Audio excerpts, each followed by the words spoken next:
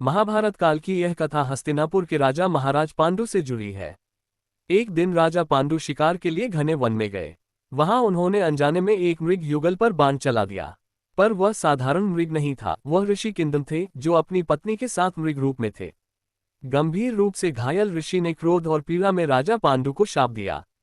हे राजन, जिस प्रकार तुमने मेरी दाम्पत्य शांति भंग की है, उसी प्रकार यदि तुम कभी किसी स्त्री के साथ दाम्पत्य संबंध स्थापित करोगे तो उसी क्षण तुम्हारी मृत्यु हो जाएगी। शाप सुनकर महाराज पांडु अत्यंत पश्चाताप में डूब गए। उन्होंने राजपाट त्याग दिया और अपनी दोनों पत्नियों कुंती और माद्री के साथ वन में तपस्वी जीवन अपनाया। समय बीतता गया। एक दिन वन में स्थित एक सुंदर झरने के पास माद्री स्नान कर रही थीं। उस क्षण की प्राकृतिक शोभा और भावनात्मक निकटता ने महाराज पांडु के मन में गहरा अंतर्द्वंद्व जगा दिया।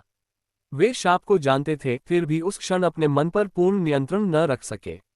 जैसे ही उन्होंने शाप की मर्यादा को लांघा, उसी समय ऋषि किंदम का शाप सत्य हो गया। महाराज पांडु वहीं गिर पड़े और उनका प्राणांत हो गया। पति के वियोग में माद्री शोक से टूट गईं। उन्होंने इसे अपना अपराध मानते हुए उसी चिता में अपने प्राण त्याग दिए।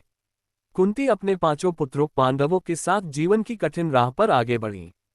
कथा का संदेश। ये कथा हमें सिखाती है कि नियति, संयम और धर्म का उल्लंघन किसी के लिए भी विनाशकारी हो सकता है, चाहे वह कितना ही महान क्यों न हो।